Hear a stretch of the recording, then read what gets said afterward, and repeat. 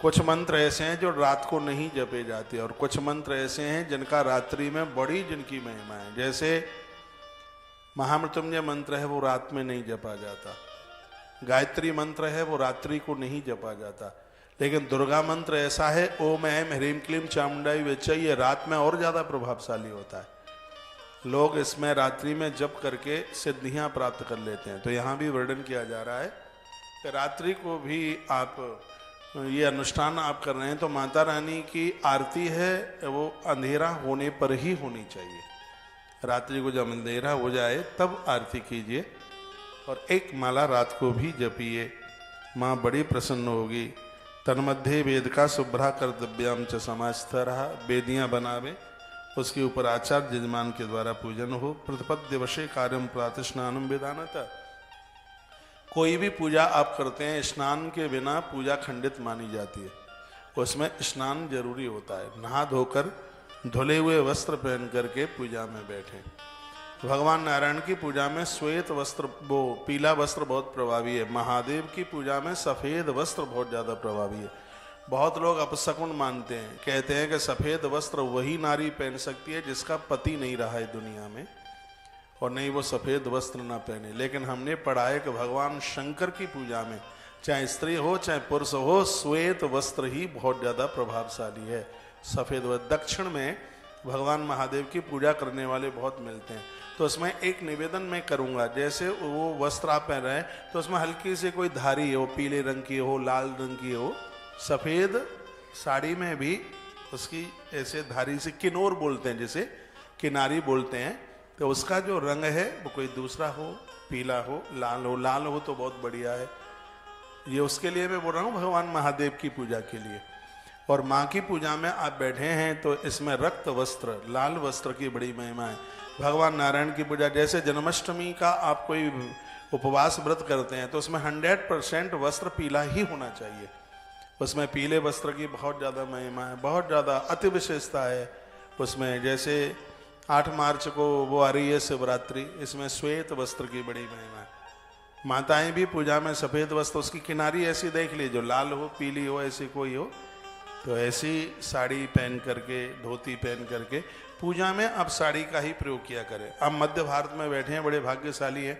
उधर पंजाब की तरफ चले जाओ तो ऐसा लगता है कि पंजाब की माताओं के लिए साड़ियों की फैक्ट्रियां बंद हो गई हैं क्या। वहाँ साड़ी मिलती ही नहीं है। कुर्ता पजामा क्या बोलते हैं उसको, सलवार सूट यही बोलते हैं। हाँ वो वही, उसी से वो काम चलाते हैं। सिर के ऊपर पल्लू टिकता नहीं है। लेकिन मध्य भारत में आज भी, महाराष्ट्र में, यहाँ गुजरात में, ये पूरी बेल्ट है, राजस्थान की बेल्ट है, तो यहाँ पर अभी भी भारतीय पोशाक जो पुरानी वेशभूषा थी उसके ऊपर आज भी जोर है। देखो आप कितनी अच्छी लग रही है। मुझे कुर्ता पजामा वाली कोई बहन दिख ही नहीं रही है, सलवार सूट वाली सब आप साड़ी पहने हैं। और हम लोग तो यज्ञ में नहीं बैठने देते सलवार सूट वाली माताओं को। हाँ वो बेटियाँ हैं, बात अलग है, अविवाहित कन्याएँ हैं, तो लेकिन जो विवाह के तो पश्चात तो माता की देह पर भारतीय पोशाक होनी चाहिए। सीता माई ने सलवार सूट ही नहीं पहना है। आजकल तो देवियाँ जीन्स की पैंट पहन करके यज्ञ में आती। पता नहीं वो पंडित आचार्य भी कैसे हैं जो उन्हें एंट्री ले लेने देते हैं। आपको पता है भगवान राम जी की जन्मभूमि पर और राम मंदिर बन करके तैयार हो गया है। 22 तारीख को भगवान मंदिर में बैठ गए हैं। मैं बड़ा भाग्यशाली हूँ कि मुझे भी 22 तारीख को भगवान के प्राण प्रतिष्ठा महोत्सव में हाजिरी लगाने का सौभाग्य प्राप्त होगा। इसमें हमारा कुछ भी नहीं है, तो उनकी कृपा है। अभी मैं परसों के दिन एक मैसेज में पढ़ रहा था सोशल मीडिया पर कि 2 चीज़ों के ऊपर यहाँ का नियम बनाया जा रहा है। एक तो जीन्स पहन करके बेटियां मंदिर में नहीं जाएंगी, जीन्स पैंट नहीं चलेगा। वह भारतीय जो पोशाक है और वही पोशाक पहन करके आप मंदिर में दर्शन करने के लिए जा पाएंगे। पुरुषों के लिए भी बताया जा रहा है, या तो धोती कुर्ता या कुर्ता पाजामा और भगवान के नाम का कोई दुपट्टा, माथे पर तिलक और चंदन। फिर लगेगा क्या भारतीय सनातन बहुत आगे जा रहा है, बहुत आगे। पूरे देश में डंका बज रहा है, आनंद हो रहा है। इस समय भारत की गूंज रही है पूरी दुनिया में इसके बिना तो काम चलेगा ही कहाँ, सबको लौट के यहीं आना पड़ेगा। जो इधर उधर भटक भी गए हैं, अब पता नहीं, मुझे तो ऐसा लग रहा है, पता नहीं मेरी बात सुनने वालों को कैसे लगेगी, आने वाले समय में ये जितने भी धर्म हैं वो सब सनातन धर्म में विलीन होने वाले हैं। ना ईसाई रहेगा, ना मुसलमान रहेगा, ना और कोई रहेगा ही नहीं। फिर एक बार सब सनातनी होंगे।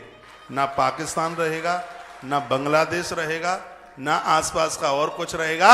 ये सब भारत माता के चरण फिर आगे के लिए विस्तार कर जाएंगे। वो समय आने वाला है, वो समय आवेगा। ये सब जो अलग हुए हैं भारत से, वो सब भारत में मिलेंगे। सुबह का भूला हुआ शाम को आ जाए लौट करके, तो वो भूला नहीं माना जाता। इसमें युद्ध की जरूरत नहीं होगी। आप ये ना समझे कि भारत किसी के ऊपर चढ़ाई चढ़ाएगा तो उनको जीत कर अपने आप में मिलेगा, नहीं। यही लोग खुद कहेंगे कि अब हम छोटे भाई अपने बड़े भाई के साथ मिलना चाहते हैं। वो समय आएगा, वो समय आएगा, सनातन धर्म की ध्वजा फिर ऊंचाइयों को पकड़ रही होगी। मुझे ऐसा लगता है। मैं परमात्मा नहीं हूं, ईश्वर नहीं हूं, ईश्वर का चिंतन करता हूं। कभी नाभि में से आवाज उठती है, कभी अंदर से आवाज उठती है। मैंने श्रीमद् देवी भागवत की कथा सबसे पहले इंदौर में करी, और वो बात रही होगी 2006 की। 2006 में इंदौर में परदेसीपुरा में मैंने श्रीमद् देवी भागवत की कथा करी। हमने एक भजन बनाया और हमने उस भजन में कहा था कि हम राम मंदिर की बात कर रहे हैं। राम मंदिर की बात हिंदुस्तान में ना करें तो क्या पाकिस्तान में करने के लिए जाएंगे?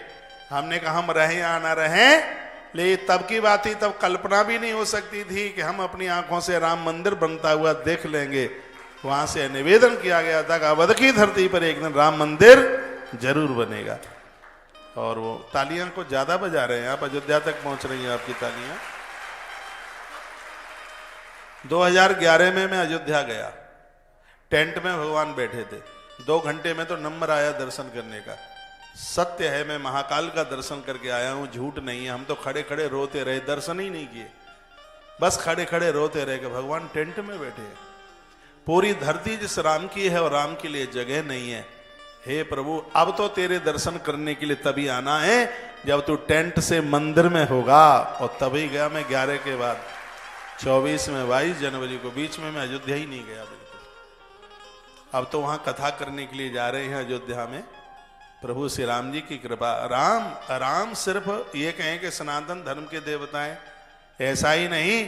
राम तो संपूर्ण मानव जाति के भगवान हैं, सबके भगवान। सब जो भी कोई राम को पढ़ेगा उसको लगेगा कि ये हमारे हैं। राम पूरी जीव की आत्मा है राम। हम बड़े भाग्यशाली हैं कि हमारा जन्म प्रभु राम की धरती पर हुआ है। तो निवेदन तो यह कह रहा था कि पूजा में आप बैठे तो अपनी भारतीय पोशाक पहन करके। सुबह आप शादी में जाते हैं तो आपके कपड़े अलग होते हैं, मुझे पता है। शादी शुदियों वाले कपड़े आप रोज नहीं पहनते, उनको तो ऐसे बिल्कुल प्रेस करके ऐसे रख देंगे सरबट ना पड़ जाए। उसको कपूर की गोली लगा करके उसको ऐसे संभाल के रखेंगे। फिर बन ठन के जाओ किसी शादी में, देखो कितने जमते, 4 बार तो शीशा देखते हैं, बार लटों को ठीक करते हैं, फिर देखते हैं बिंदी ठीक से सेंटर में लगी है कि नहीं लगी है। इतना ध्यान रखते हैं उन कपड़ों का। जो रिंकू और पिंकी की शादी में पहन करके आप जाते हैं, तो पूजा के वस्त्रों का भी ध्यान रखिएगा। पूजा में काला नीला पहन करके ना बैठें। धुला हुआ वस्त्र, ये जरूरी नहीं है नया हो, लेकिन ये जरूरी है धुला हुआ वस्त्र हो। धुले कपड़े पहन करके आप पूजा में बैठें। ये रोज की पूजा की मैं बात कर रहा हूं। आप देखिए कितना सुकून मिलेगा, आपके घर का कितना डेवलपमेंट होगा, कितना आनंद होगा।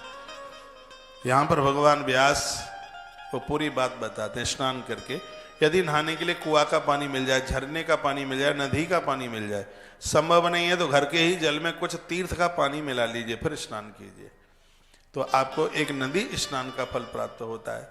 धुले हुए वस्त्र पहनकर सब पहले पूजा की सामग्री सब इकट्ठी करके रख लें, फिर उसके बाद में पूजा में बैठे। पति के साथ बैठिए, पति कहीं बाहर है, बच्चों को अपने पास बैठाइए, बेटी को पास बैठाइए, बेटों को पास बैठाइए। अपने घर को ईश्वर से जोड़िए। इतना आनंद होगा पता ही नहीं लगेगा कि टेंशन चला कहाँ गया है। ईश्वर ने सब कुछ दिया, हमें बुद्धि दी है, विवेक दिया है। और भारत जैसी धरती पर जन्म लेकर के और इस आनंद से हम वंचित रह जाएं तो ये हमारा दुर्भाग्य होगा। इस भारत में आने के लिए तो देवता तरसते रहते हैं और वो भूमि हमें सहज में मिल गई है। इसको ऐसे ही मत निकल जाने दीजिए। तुम मध्य प्रदेश के लोग कितने भाग्यशाली हैं। बहुत प्रदेश वाले ऐसे लोग हैं जिनके यहाँ 12 ज्योतिर्लिंगों में से भी ज्योतिर्लिंग नहीं है, लेकिन तुम्हारे एमपी में तो 2-2 ज्योतिर्लिंग हैं। महाकाल उज्जैन में बैठे हैं, ओमकारेश्वर ममलेश्वर मां नर्मदा के किनारे पर बैठे हुए हैं। कितने भाग्यशाली हैं आप। आपका कितना बड़ा भाग्य है कि मां नर्मदा आपके ही प्रदेश में बह रही है। हम लोग तरस जाते हैं मां का दर्शन करने के लिए, बस जीभ से बोलते ही रहते हैं। हम लोग महाकाल के भक्त हैं, हमारी आत्मा भगवान से जुड़ी, हम तरसते रहते हैं। क्या हुआ भाई साहब? लेकिन आप तो इतने भाग्यशाली हैं, 30-35 किलोमीटर दूर है उज्जैन, हफ्ते में 1-2 बार जा सकते हैं। ईश्वर ने आपके ऊपर कितनी बड़ी कृपा करी है। सच मानिए आप बड़े तपस्वी हैं कि आपका जन्म मध्य प्रदेश में हुआ है। एमपी, मैं आपको मलाई नहीं लगा रहा हूं, मुझे आपसे स्वार्थ क्या है, लेकिन ये सत्य है। मां नर्मदा जिस प्रदेश में बह रही है, ऐसा हमने तो पढ़ा है, सुना है कि दुनिया में अकाल पड़ सकता है, लेकिन मालवा की भूमि पर कभी अकाल नहीं पड़ सकता। यहाँ तो डग डग पर पानी है, पग पग पर यहाँ रोटियां हैं। पूरी दुनिया में सबसे जबरदस्त चना और गेहूं मालवा की धरती पर होता है। यहाँ का गेहूं और जगह से 500 रुपया कुंटल पर महंगा बिकता है। पूरी दुनिया में मालवा जैसा चना नहीं है, मालवा जैसा गेहूं जैसे आप कनक बोलते हैं, पूरी दुनिया में ऐसा नहीं है। और एक बात और मैं आपको बोल दूं, आप मानेंगे या ना मानेंगे, यहाँ का पानी भी बड़ा करंटदार है। और जगह का दूध और यहाँ का पानी, यहाँ के पानी की मैंने तो पिया है यहाँ का पानी। मेरा तो आधार कार्ड है मध्य प्रदेश का, मेरा आधार कार्ड एमपी का है, मंडला मेरी कर्म भूमि है, कर्मक क्षेत्र है। मैंने बहुत कथाएं मध्य प्रदेश में की हैं और मैं चिकनी चोपड़ी बात नहीं कर रहा हूं, मैं आत्मा से इस प्रदेश को चाहता हूं, बहुत मानता हूं इसको। इसलिए क्योंकि इस धरती पर भगवान महाकाल बैठे हैं, जिनका मैं भगत हूं, जिनका मैं पुजारी हूं, जिनके बिना तो हमारा कोई काम नहीं होता। मैं बाहर प्रदेश की धरती पर भी होता हूं तो भी महाकाल राजा की जय बोलता हूं, महाकाल भगवान की जय बोलता हूं। हर वर्ष आता हूं उज्जैन 1 महीने के लिए, हर साल आना होता है। कोरोना में 1 वर्ष नहीं आना हुआ तो हमने वृंदावन में भी कार्यक्रम किया, तो वो भी भगवान महाकाल भगवान की अध्यक्षता में ही किया, जिनके बिना तो कुछ हो ही नहीं सकता। आप भाग्यशाली हैं, ऐसे प्रदेश में आप जन्मे हैं। कभी ईश्वर से अलग मत होइएगा, भगवान के बिना कुछ भी नहीं। रावण के पास बहुत संपदा थी, उसे भी राम की जरूरत पड़ गई, इसलिए सीता माई का हरण करके ले आया। उसने स्त्री का हरण नहीं किया, उसने शांति को स्वीकार किया। जहां शांति होगी वहीं भगवान चल करके आएंगे, सत्य भगवान वहीं तो आएगा, सत्यनारायण वहीं आएगा। वो तो बहुत बड़ा पंडित था वो। और एक विशेष बात ये थी, ये बात मैंने लंका में बोली थी, श्रीलंका में। पहले उसका नाम लंका था, बाद में उसका नाम श्रीलंका हो गया। श्रीलंका इसलिए हो गया क्योंकि हमारी मैया जानकी 1 वर्ष वहां रह के आई, सो लंका से श्रीलंका बन गई वो। उसका भी भाग्य बदल गया उसका तो वहां ये बात हमने बोली। रावण तो 4 वेदों का बहुत बड़ा पंडित था। एक गजब की बात यह थी कि वह अशोक वाटिका में अकेला नहीं गया, जब भी गया तब मंदोदरी साथ में थी। एक विशेष बात थी। और उसने मां जानकी को हृदय में विराजित किया था, तभी प्रभु राम के हाथों से उसका कल्याण हुआ था। प्रभु श्री राम का आचार्य बना था। ये रामेश्वर स्थापना में इसको बुलाया गया था। इसको जब इसने स्थापना करा दी तो प्रभु राम ने कहा, आचार्य दक्षिणा तो मांग ले। तो रावण ने कहा कि मेरे जजमान पर इस समय कुछ है नहीं, जेब भी तो है नहीं, बेचारा दक्षिणा कहां से देगा, इसलिए उधारी रहेगी। राम जी ने कहा, कब के लिए उधारी? भगवान कहते हैं दक्षिणा में उधारी नहीं। तो रावण ने कहा कि जजमान कमजोर हो, उसके पास यदि नहीं है तो प्रणाम करने से ही आचार्य को प्रसन्न हो जाना चाहिए। और हम प्रसन्न भी हैं और तुम्हें आशीर्वाद भी देते हैं। तुमने जिस कार्य के लिए स्थापना की है उस कार्य में तुम्हें सफलता मिलेगी। राम जी ने पूछा, क्या तुम्हें पता है कि मैंने किस कार्य के लिए स्थापना की है? रावण ने कहा, मुझे पता है कि लंका को जीतने के लिए तुमने स्थापना की है, तो मैं आशीर्वाद देता हूं कि तुम लंका को जीत लो। ये देखो रावण, राम जी की आंख में आंसू आ गए थे जिस समय रावण ने कहा था मैं आशीर्वाद देता हूं तुम लंका को जीतोगे।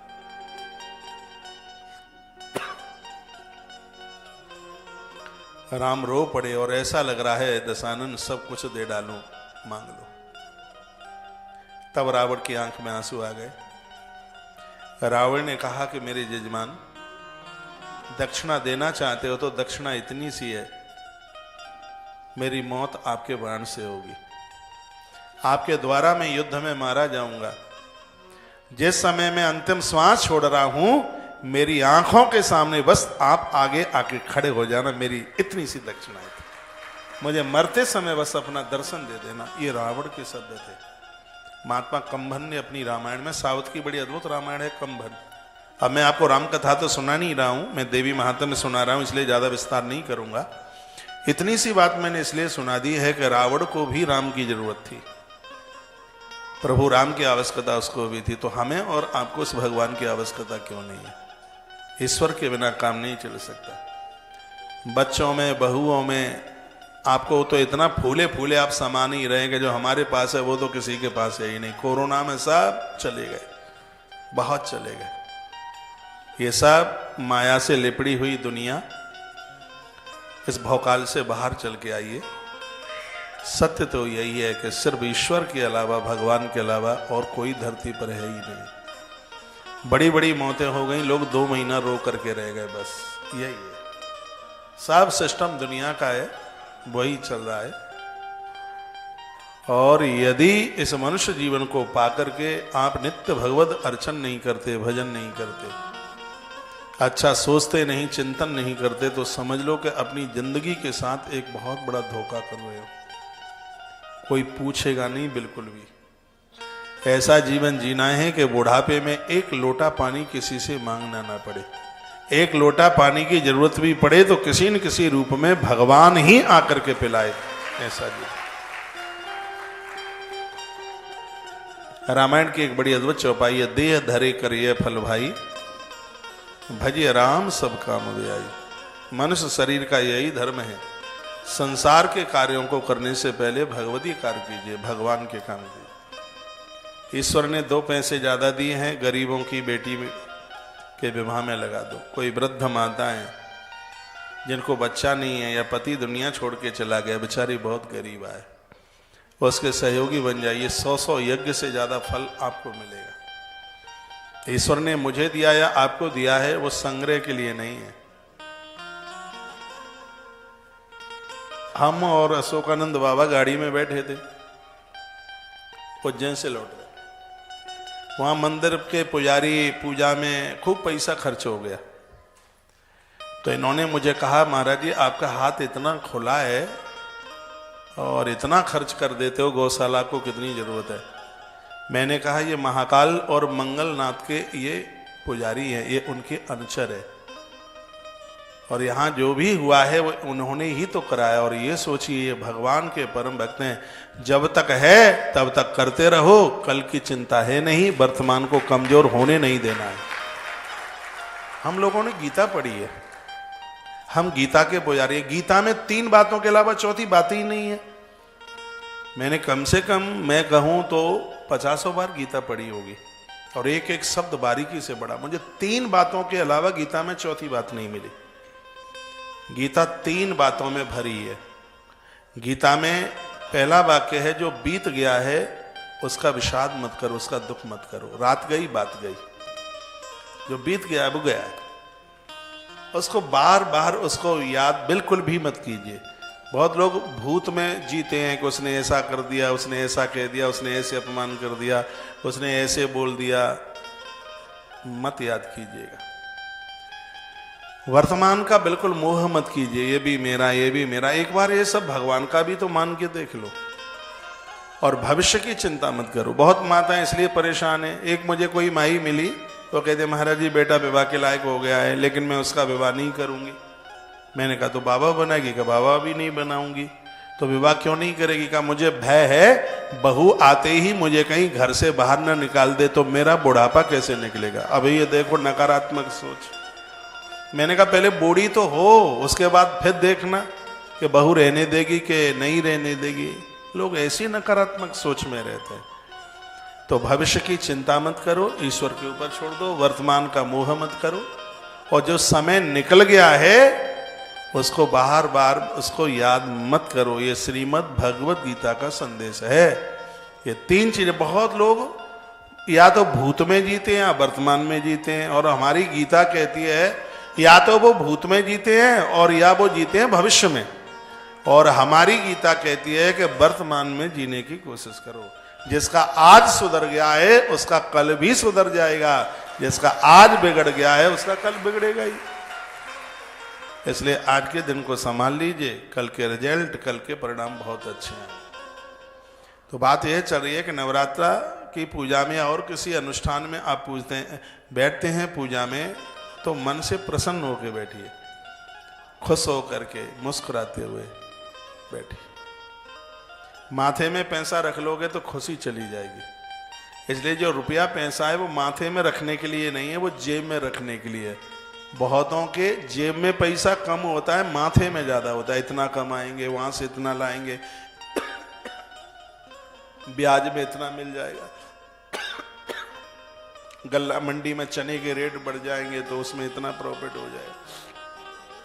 सोना खरीद लिया था 40,000 रुपए में, खूब महंगा हो रहा है, जरूरत पड़ जाएगी तो उसको बेच करके पैसा आ जाएगा। तो माथे में पैसा धरे रहते हैं, जेब में भले ही ना हो लेकिन माथे में जरूर होता है। और हमारे संत कहते हैं कि पैसे को माथे में मत रखो, उसको जेब में रखो। यदि माथे में रखोगे तो ये कुछ करने भी नहीं देगा, सोने भी नहीं देगा, जगने भी नहीं देगा। लेकिन होता है ऐसा है। तो ये बड़े आनंद के साथ ये बात कही गई है कि भगवान का जो पूजा पाठ किया जाता है इससे मन को सुकून मिलता है, इससे मन को शांति मिलती है। जैसे सूखे पेड़ में जो पेड़ कुम्हला रहा है उसमें आप जल दे देते हैं तो वह हरितमा हो जाता है, उसकी डालें फूटने लगती हैं। और उसी प्रकार से जब हम भगवान के लिए जीते हैं, भगवान का पूजन बंद करते हैं, पूजा वगैरह हम करते हैं, तो हमारी विवेक की डालियां फूटने लगती हैं, वो अंकुरित होने लगती हैं। इसलिए हर रोज नित्य रोजाना हम भगवान का स्मरण, जप, भजन, पूजा पाठ, उन्हें स्नान, ध्यान, ये सब नित्य ही होने चाहिए। और हमारे प्राचीन काल से इन परंपराओं का वर्णन किया गया है। माता जानकी भी दुर्गा की पूजा करती है, गणेश जी की पूजा करती है। ऐसा नहीं है कि सब पूजाएं कलयुग में हो गई हैं, ये अनादि काल से चल रही है। यदि आपके घर में मंदिर नहीं है, जिन घरों में मंदिर नहीं वो घर कहाँ है? वो तो शमशान घाट है। गोस्वामी तुलसीदास जी ने लिखा, जब राम का वनवास हो गया, घर मशान, पूरे अवध का घर घर शमशान घाट दिखाई दे रहा था। क्यों? क्योंकि राम चले गए थे, इसलिए। सीता माई शांति चली गई थी, लक्ष्मण वैराग्य चला गया था। जिस घर में देने की भावना न रहे, लक्ष्मण क्या है? देने की भावना। जिस घर में राम सत्य न रहे, जिसके घर में जानकी यानी शांति न रहे, तो कितना भी बड़ा किला बना हो वो मरघट है, शमशान घाट की तरह बिल्कुल। जिन घरों में पूजा पाठ होता है तो वो घर भरे भरे दिखाई देते हैं, शांति होती है, भरे भरे। फिर उस घर में अकेलेपन का एहसास नहीं होता। नहीं तो बेटियां ससुराल चली जाती हैं, बच्चे बाहर कमाने के लिए चले जाते हैं, घर में बुढ़ा बुढ़िया दोनों होते हैं, दो के अलावा तीसरा कोई दिखता नहीं। ये काम धाम करने वाली होती है, घर बहुत बड़ा होता है, रहने वाले कोई लोग होते नहीं। लेकिन जिस घर में भगवान है उस घर में प्रकृति का होने का अनुभव होता है। उस घर में ऐसा लगता है कि अग्नि देवता किसी रूप से रह रहे हैं, हवा देव, वायु देव किसी रूप से रह रहे हैं, चंद्रमा किसी रूप से रह रहे हैं, सूर्य भगवान किसी रूप से रह रहे हैं, धरती माता भी कोई रूप बना करके उस घर में रह रही है। ये कब होता है? जब आप ईश्वर से जुड़ जाते हैं, भगवान से जुड़ जाते हैं, तो अकेलेपन का एहसास ही नहीं होता। ये बूढ़े लोग जल्दी इसलिए टूट जाते हैं, इनको अकेलेपन का ज्यादा एहसास होता है। कहते हैं बेटियां ससुराल चली गई, बच्चे चले गए कमाने के लिए, अब हम तो घर में अकेले ही रह गए, अब हम क्या करें, अकेले रह गए। तो हम अकेले क्यों? धरती माता आपके साथ है, चंद्रमा आपके साथ है, आकाश देवता आपके साथ है, वायु देव आपके साथ है, आपके भगवान आपके साथ हैं, आपके पुरखे आपके साथ हैं, आपके गुरुजन आपके साथ हैं, और आप कहते हैं कि हम अकेले। ईश्वर से जुड़ जाओगे तो अकेलेपन का एहसास ही नहीं होगा।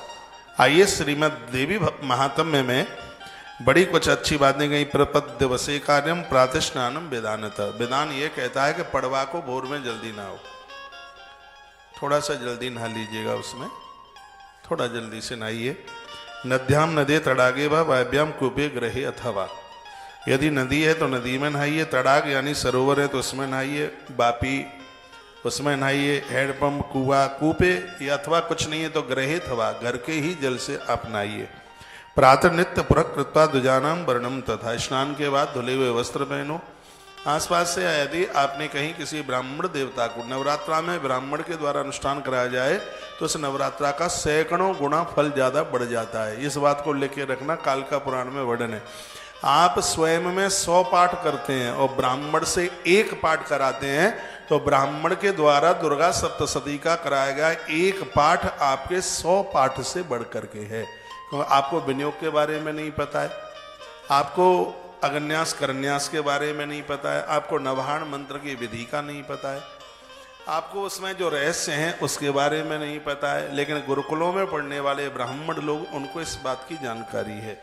इसलिए आपके 100 पाठ और उनका 1 पाठ, 100 पाठ से भी 1 पाठ और ज्यादा भारी है। यदि व्यवस्था बनती है, आसपास ब्राह्मण हैं, तो दुर्गा पाठ के लिए उन्हें बुलाइए। और इसमें भी वर्णन है कितने ब्राह्मण चाहिए। नवा पंचम त्रश्योकई देविया पाठे द्विज स्मृता।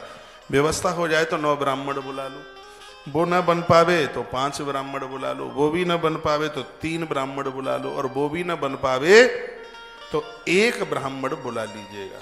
1 9 5 3 1 विषम संख्या में, जिसमें 2 का भाग नहीं जाता। 2 ब्राह्मण बैठाते हो, उससे 3 बढ़िया है, 5 बढ़िया है, 7 बढ़िया है, 9 बढ़िया है। उतनी व्यवस्था नहीं है तो 1 ब्राह्मण बैठाइए, उसके द्वारा आप अपने घर पर नवरात्रा में पूजा कराएं। संतुष्ट ब्राह्मण के द्वारा किया हुआ कर्म फलीभूत होता है। ब्राह्मण संतुष्ट होना चाहिए, दक्षिणा के लिए लड़े नहीं। लेकिन आप भी कम मन देना, वो ज्यादा मांगे नहीं, आप कम देवे नहीं, फिर देखो अनुष्ठान में कितना आनंद होता है। वो ज्यादा मांगे नहीं। दान का मतलब क्या है? देने वाले को ये लगे मैंने कुछ भी नहीं दिया, चाहे जितना दे दो तो भी इसको ये लगे मैंने कुछ भी नहीं दिया, और लेने वाले को ये लगे कि मैंने जरूरत से ज्यादा ले लिया। तो इसमें देने और लेने वाले का दोनों का कल्याण है। बात आ रही है समझ में? नहीं आ रही? देने वाले को तो ये लगे कि मैंने कुछ नहीं दिया, और लेने वाले को ये लगे कि मैंने ज्यादा ले लिया। इसमें देने और लेने वाले का, इसमें दोनों का कल्याण है। तो यहां लिखा है विप्रई संतुष्टई कार्यम संपूर्णम सर्वथा भवेत्। यदि अनुष्ठान में ब्राह्मण संतुष्ट है तो ऐसा अनुष्ठान सब कुछ दे देता है। इसलिए ब्राह्मण लालची ना हो और जजमान लोभी ना हो, दोनों बातें। जजमान लोभी नहीं, उदार हो। वो मजदूर की तनख्वाह दे करके दक्षिणा ना दे। कभी कभी तो देख लिया जाता मजदूर 500 रुपए में मिलता है, तो इसको भी 500 रुपए के हिसाब से दे देते हैं, है? मजदूर भी 8-10 घंटा काम करता है। आप आचार्य को मजदूरी से मन तोलिए। कुबेर का भंडार खोल दिया जाए उसके 1 मंत्र के ऊपर, तो भी उसकी दक्षिणा का चुकता नहीं होगा। उसने इतनी पढ़ाई किया, 16 साल उसने संस्कृत पढ़ी। ये 16 साल का ही है कोर्स, बड़ा कठिन काम है। अब खड़िया पलटन मिल जाए तो मैं कह नहीं सकता, जो विद्वान है, जो पढ़ा लिखा है ब्राह्मण, ये बड़े भाग्य से, ये बहुत करड़ा काम है। ऐसे आचार्य के द्वारा, ऐसे ब्राह्मण के द्वारा यदि दुर्गा पाठ होता है, ऐसा ब्राह्मण संतुष्ट। विप्रई संतोषतई कार्यम संपूर्णम सर्वथा भवेत्। यदि ब्राह्मण आचार्य संतुष्ट है तो उसके द्वारा कराया गया कार्य सफल हो जाता। लेकिन पूजा में मन नहीं लगे, दक्षिणाम समर्पयामि, दक्षिणाम समर्पयामि, दक्षिणाम समर्पयामि, दक्षिणाम समर्पयामि, और तो कोई मंत्र ही याद नहीं, और तो कोई मंत्र ही सुनाई नहीं पड़ता, लेकिन दक्षिणाम समर्पयामि, दक्षिणाम समर्पयामि, दक्षिणाम समर्पयामि। तो ब्राह्मण हो संतुष्ट, और आपके पास ना हो लोभ। ऐसा नहीं है कि बाजार जाते हैं तो चाट पकौड़ी 250 की खा के आ जाते हैं, और ब्राह्मण के माथे पर तिलक करते हैं तो गड्डी में ढूंढते हैं कि गला गलाया नोट कितनी देर में मिलेगा, टैप लगा हुआ जो कहीं नहीं चलता है वो ब्राह्मण देवता को दे दो माथे पर तिलक करके। ढूंढते हैं सिर से छोटी वाली नोट ढूंढेंगे उसको। तो जिनके पास है नहीं वो बात अलग है, लेकिन जो करोड़पति हैं जिनके पास कोई कमी नहीं है, ये तो हालत उनकी है इनकी। और जैसे मैं ब्राह्मण देवता के अंदर दक्षिणाम समर्पयामि तो पत्नी की तरफ देख करके हंसता है, पता नहीं ब्राह्मण ने कौन से 10 गांव मांग लिए। आज ब्राह्मण को याचक माना जाता है, ये बड़ी दुविधा की बात है। बैंड वाले को 20,000 रुपया दे देंगे और ब्राह्मण पूरी रात भर 8 घंटा जगता है शादी में। बैंड वाला 10 मिनट की उधारी नहीं करता और कहता है बज गए तुम्हारे बैंड, यही बोलता है, बैंड बजा के ही जाता है।